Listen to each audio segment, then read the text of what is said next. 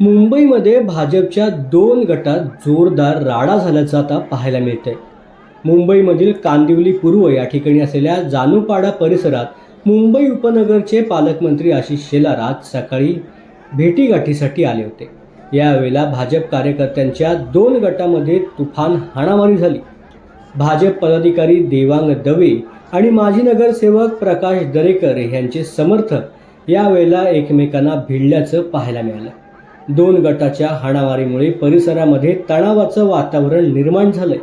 त्यामुळे आता स्थानिक पातळीवरती भाजपचेच 2 गट पडतायत का असा प्रश्न देखील नागरिकांना पडू लागलाय.